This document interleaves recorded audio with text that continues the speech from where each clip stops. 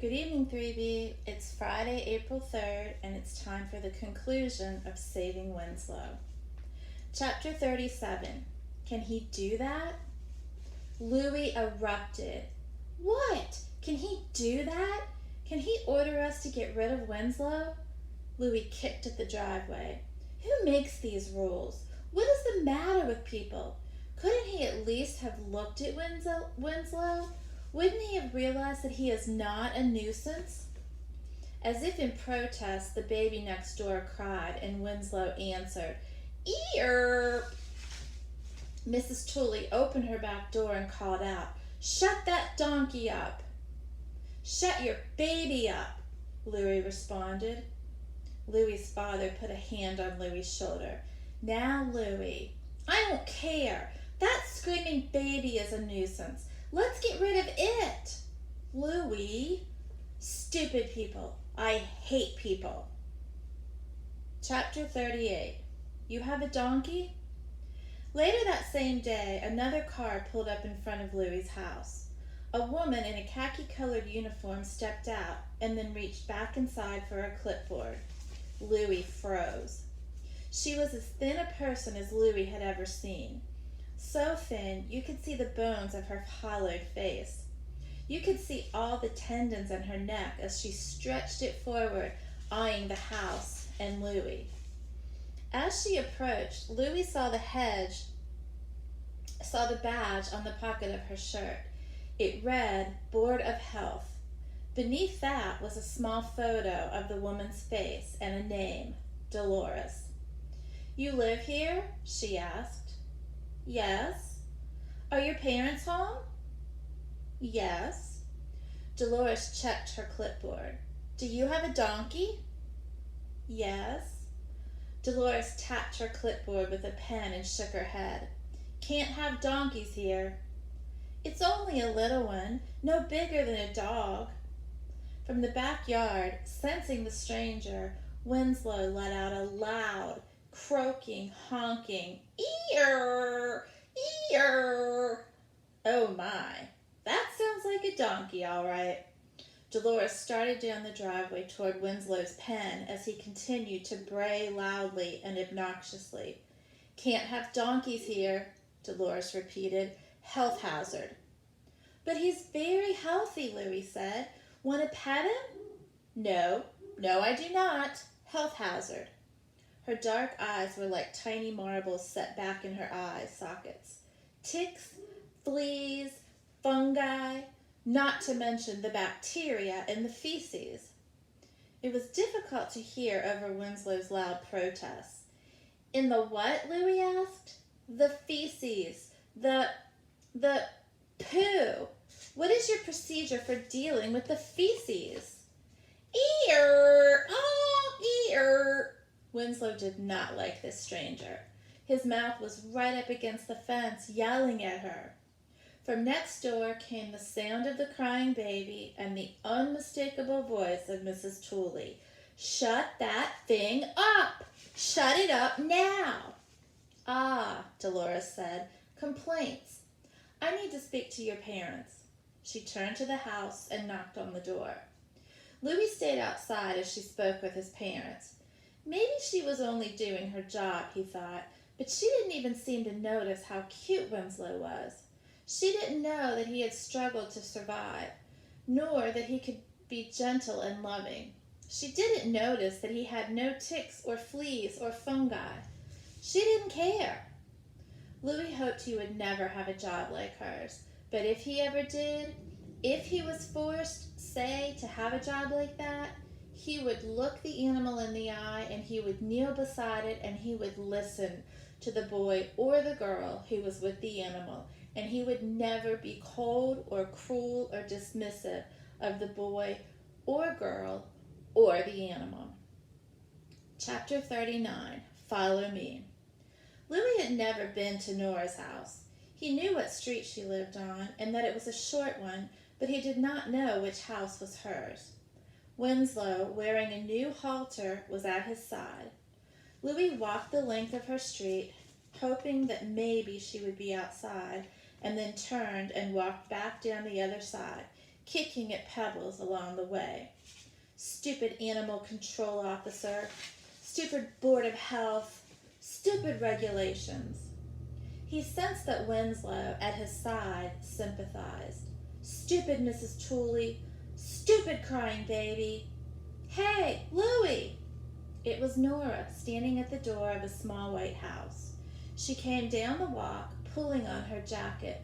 This way, she said, motioning to a path across an empty lot.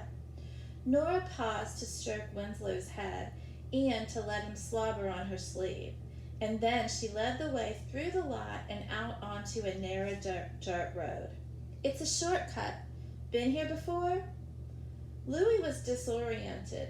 No, I don't think so. Where does it end up? Follow me. You'll see. There were not many homes along the dirt road. Most were small and old. Some were trailers, and some abandoned. You've never been back here? Nora asked. I don't think so. Maybe a long time ago? I don't know. Where does it end up? The dump. Oh, and then the main road is on the other side? Yes. They were not far along when Winslow stopped, alert, and brayed loudly. A dog chained to a tree in one of the yards barked ferociously in return. Winslow strained at the halter and continued to bray, unleashing a furious diatribe of erps and arps and ankas. A man came out of the house and smacked the dog with a newspaper. Get that donkey out of here, he yelled. Go on, get a move on. Sorry, Louie said. I never heard him like this. The man shouted.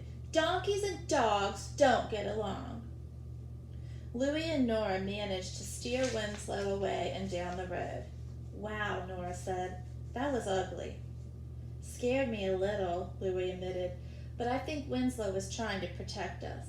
Definitely not going by that place again. They decided to carry on to the dump and then return by the main road, but when they reached the road, Louie suggested they continue on to Uncle Pete's farm. Nora put her hands to her chin. I don't know. How far is it? Not real close, but not too far. That's not real helpful, Louie. Come on, you'll like it. I might not. I don't guarantee I'll like it. But you might. Chapter 40. Are they going to make it? A long, wide dirt driveway led up to Uncle Pete's clapboard farmhouse. Louie steered Nora and Winslow around the side, toward the red barn in the back. Winslow's ears perked up, swiveling this way and that, taking in the sounds of the cows and the pigs and the sheep and the chickens, a lively barn song of moos and oinks and baas and cackles. Winslow pranced and leaped, eager to investigate. Nora's hands were pressed to her cheeks. I don't know, she said. I don't know if I can do this. Uncle Pete waved to them from a tractor. Hey there, go on, wander around. Check out the newborn lambs and calf. I'll be back soon. And he rumbled off on the tractor into an adjacent field. In a smaller pen, separated from the rest of the sheep, was a ewe and her twin lambs, so tiny and scrawny, with short, sparse white hair revealing pink skin beneath. One lamb was standing and stumbling about, and the other was curled against its mother. That looks so much like Winslow when you got him, Nora said. Was Winslow really that little and that scraggly? He was, remember?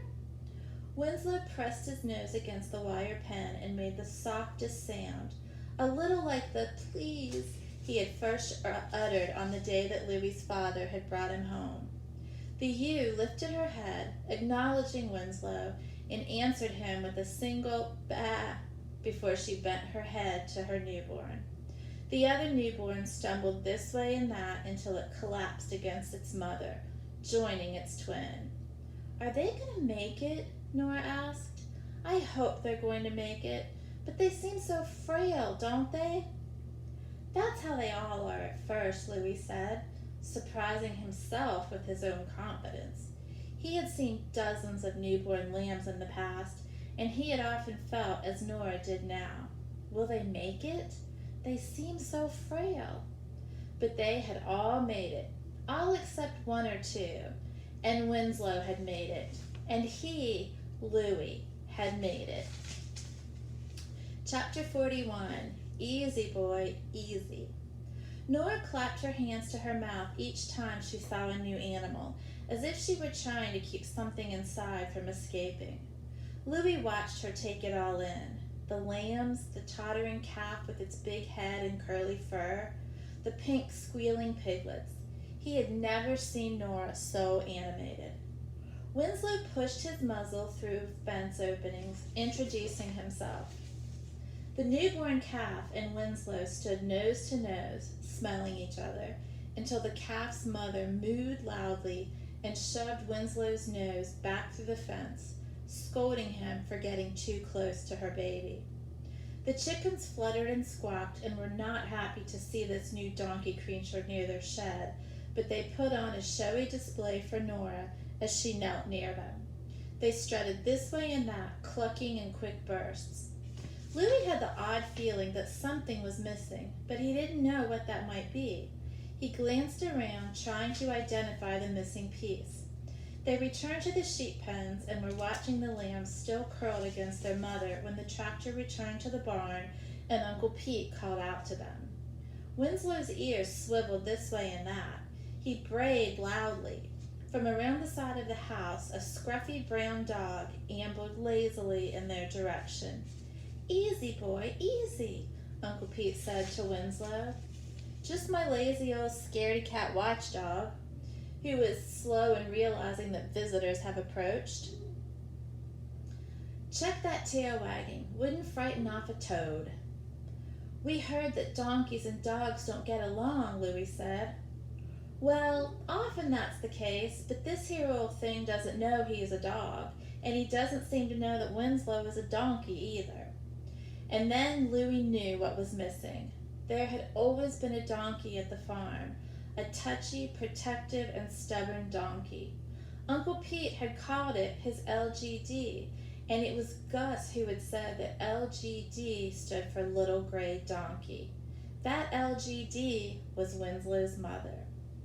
Chapter 42, Sorry. The next day began well enough with the sun shining in the windows and Louis pulling on one of Gus's old jackets to wear to school, and his parents getting ready for work, and Winslow prancing around his pen, sniffing the air for spring scents. A day can begin so well. But Mrs. Tooley came outside to scold Louis and his parents and Winslow, all of them, for all that terrible noise day and night. "But he doesn't usually bray at night," Louis said. "Only occasionally." "It's too much, I tell you, too much. I'm exhausted. I'm going crazy. Did that health person come? Did she tell you that animal can't stay here? Did the animal person come? Did he tell you the regulations?" Louis's mother said, "They came. They told us." His father said, "We're sorry you've been disturbed. We're taking care of it." Louis did not say anything because his father had placed a cautioning hand on his shoulder, but what he was thinking was, "Your baby disturbs us. Your baby crying wakes me up." Shortly after Mrs. Tooley went back inside her house, Mac walked up the drive. He looked as if he were carrying a heavy weight on his back. "What's the matter?" Louis asked. "Claudine." "Oh, again?" "She's breaking my heart, Louis." Mac rubbed his hand down Winslow's neck and back. "I wish Gus were here," he said. Louis and his parents silently nodded. "I miss him," Mac said. Louis and his parents continued to nod in silent agreement. "I mean, I know protecting people in our country is important, and I know it's selfish to wish someone else had gone instead, but I miss him." A sad and mournful and barely audible "ee-aw" was Winslow's response. Louis was unable to speak. It rained the rest of the day. Chapter 43. Something was wrong.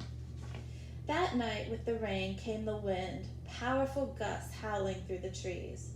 Twice Louis checked on Winslow to make sure he was secure and dry in his shelter. Thunder and lightning followed, sudden deep booms that shook the windows, and sharp, bright, crackling light that lit up Louis's bedroom.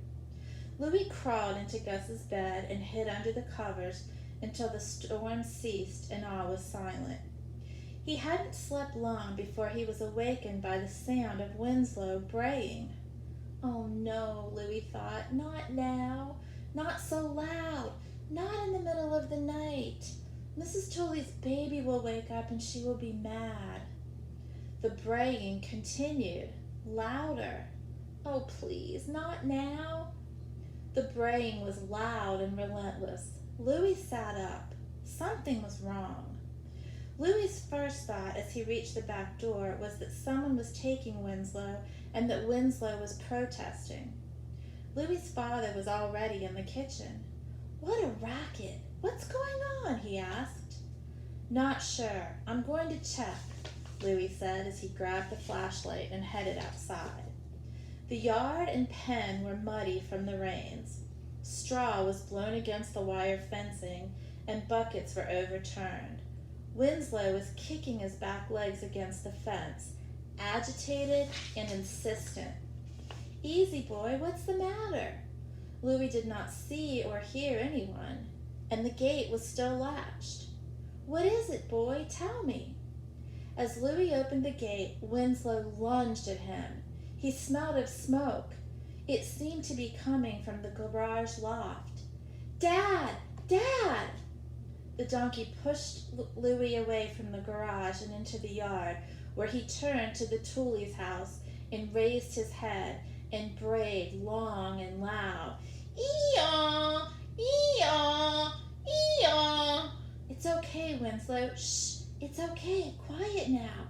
But then he saw more smoke overhead. It was coming from the Tooley's house. Chapter 44. Please, please. As Winslow continued to bray, Louis banged on the Tooley's back door. Overhead, the smoke increased, spewing from a hole in the Tooley's roof and from their attic window. And then Louis heard the baby wail and saw lights go on upstairs, and then downstairs, and at last Mrs. Tooley burst out the back door carrying the blanket-wrapped baby. Winslow insisted on nudging the blanket, murmuring in a small voice what sounded like, please, please. A flurry of sirens announced the arrival of fire trucks, and within minutes the house was surrounded by firemen and ladders and hoses and water spraying through the air, lit up by streetlights in a yellow glow as the water arched towards the Tooley's roof and Louis's garage. Louis's parents and Mac and his family and dozens of other neighbors gathered nearby. The storm, the lightning, must have hit the roof. Lucky you got out. How did you? When did you? Nora came running up the street, clad in rumpled pajamas and a sweatshirt. I knew it, she shouted. I knew something was wrong. She put her forehead right up against Louis's. You okay? When he nodded, she turned immediately to Winslow, wrapping her arms around his neck. She said the same to him. You okay? Mrs. Tooley was still clutching her baby tightly, and Winslow was still at her side, nudging her baby bundle. You, Mrs. Tooley said to Winslow, you noisy thing, you saved us. Chapter 45. Boom, boom. After the firemen and Nora left, Mrs. Tooley and Louis's parents sat at the kitchen table in Louis's house. Mrs. Tooley was weepy and dazed. Louis, do you mind checking on Boom Boom? Boom Boom? The baby. Boom Boom. That's his name? Nickname. Louis's mother said, he's in your room. Mrs. Tooley can sleep there too. You can sleep downstairs tonight, okay? Louis tiptoed into his room, Weary of waking the baby, who was asleep in a crib that had been placed between Louie's bed and Gus's. Boom Boom had chubby cheeks and long eyelashes, and on his head a tangled curly blob of black hair that looked like a burnt cauliflower had exploded there. One tiny hand clutched the corner of a yellow blanket to his chin, and the thumb of the other hand was snug in his mouth. You were the cause of all that loud crying, Louie thought. Louie lightly placed his hand on the baby to make sure he was breathing. He could feel the baby's warmth and the gentle rise and fall of his chest. Louie wondered if there was a Mr. Tooley somewhere, and if there was, it must be hard to be away from his son, and it must be hard for Mrs. Tooley to be on her own. And then he thought about Nora and wondered how hard it would be to have had a baby brother who didn't make it, and a dog who died too. And he thought about Winslow, who never knew his mother, and how odd it would be to be raised by strangers who didn't speak your language. Boom Boom awoke, caught sight of Louie, and launched into a full-blown howl. Immediately from outside came Winslow's loud bray. Louie lifted the wailing Boom Boom and carried him downstairs to Mrs. Tooley. Listen, he said, the baby cried first, and then Winslow started braying. Get it? Everyone looked puzzled. Winslow is a protector. He is braying because the baby is crying. Winslow is alerting people. Alerting people? Mrs. Tooley asked. He's saying the baby needs help. Protect the baby. Chapter 46. You'd be proud. The kitchen was a busy place the next morning. Louie's parents were making coffee and pancakes, and Mrs. Tooley was feeding Boom Boom, who was propped up in a baby chair, slapping his hands in cereal and rubbing it on his face and in his hair. Nora was taking it all in, having stopped by to check on Winslow. In the middle of this, Uncle Pete clomped into the kitchen with a loud, "Hey there!" He had heard about the fire and he was making sure everyone was okay. But he also had other worries of his own. A coyote had taken one of the newborn lambs in the night. Terrible, terrible sight what was left behind. I don't even want to tell you. Blood and mess and traumatized sheep. Nora pressed a hand to her mouth and muttered, "Blech." Louie felt as if something had dropped out of his chest, down through his legs and onto the floor. He didn't want to say anything, but the words came out of his mouth anyway. You need Winslow. There was a moment of complete silence as everyone turned to Louie. Even Boom Boom paused, with his hand in his mouth. Well, his mother was a good sheep protector, Uncle Pete admitted. My LGD. Little gray donkey, Louie said. That's what Gus called her, Uncle Pete said, but it usually stands for Livestock Guardian Dog. In my case, I had a livestock guardian donkey. Nora was staring hard at Louie. You mean you could just let Winslow go? Louie turned to her.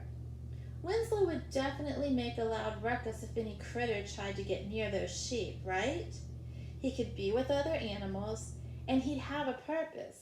He'd have an important job, and he'd be good at it. You'd be proud of him, Uncle Pete said. And we could visit him, right? Louie asked. Sure, whenever you want. Every single day, if you like. Nora, too? Sure. Chapter 47. The Best Donkey. That day, Louie and Nora took Winslow for one last walk up to the top of the sledding hill where they sat and ate bologna sandwiches while Winslow munched on grass. He's a good donkey, Louie said. The best donkey, Nora added. Winslow turned his head and gave them a long look before returning to his munching. Louie said, I talk to him all the time, not out loud, but in my head, and he listens. And don't laugh, but it seems as if he's talking to me, too. I do the same thing, Nora said. He's very understanding. Louis tossed part of his bread crust to Winslow, who gave it a sideways glance and returned to the grass in front of him, as if to say, "No thanks, I've got grass." "I'll miss him," Louis said. "But we can visit him, right? Your Uncle Pete said so. We could go whenever we want." "We could go every day if we wanted. After school we could ride our bikes out there, except that—" "What?" "I don't have a bike." "You can use mine. I'll use Gus's." Chapter 48. Settling in. After school, Louis and Nora walked down the road with Winslow and through the town and all the way out to Uncle Pete's, where they reintroduced Winslow to the animals and to his new home. "Hey there," Uncle Pete said. "Want to help me with this?" He carried a tray with a syringe and vials. "Need to give that lamb its shots. Maybe you could hold it while I do it." "Or you could hold it and I could give it the shots," Louis said. "I know how to do that now." "Oh, really? Well, sure then, go right ahead. I'll hold the lamb." "Or I could hold the lamb while Louis gives it the shots," Nora suggested. Uncle Pete looked from one to the other, nodding. That would be fine, just fine. When Louis returned home, his parents were sitting out on the front steps holding the mail. Louis's mother waved a postcard. "Guess who?" The note was brief. "Hi, everybody. News. 5 days leave in July. See you then. Remember me? Signed, Gus." Earlier that morning, Louis had thought he would feel infinitely sad on this day when he had to leave Winslow at the farm.